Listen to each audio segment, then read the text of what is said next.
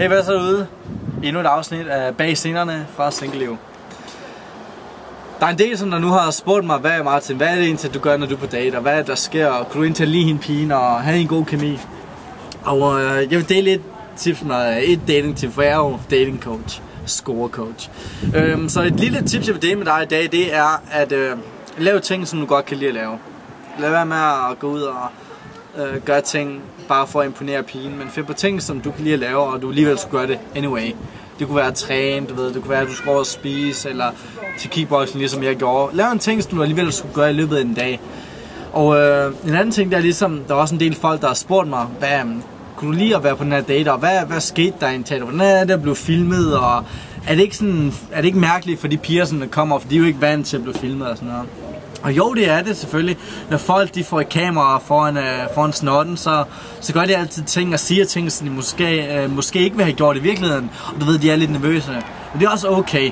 Det er jo meget normalt. Selvfølgelig, jeg mærker det lidt, hvor I derimod ikke mærker det derude på skærmen, for det bliver altid klippet fantastisk.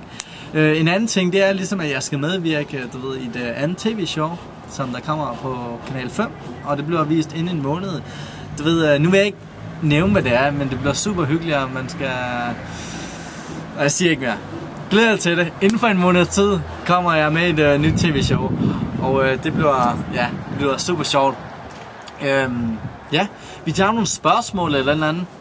Skriv min indbakke. Der er allerede en del, som der skriver, i min indbakke, og stiller mig spørgsmål omkring nogle dating tips og Martin, hvad er du egentlig for en person? Så hvis du har nogle spørgsmål overhovedet omkring, hvem jeg er, så smid en e-mail eller i min Facebook indbakke. Min e-mail, det er aiden@aidenandersen.com.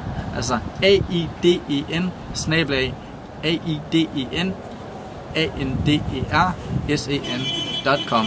aidenandersen.com. aidenandersen.com. Okay? Så du har noget, så del det med mig. Jeg vil glæde mig til det, og jeg vil virkelig elske at læse dine breve. Så ciao derude.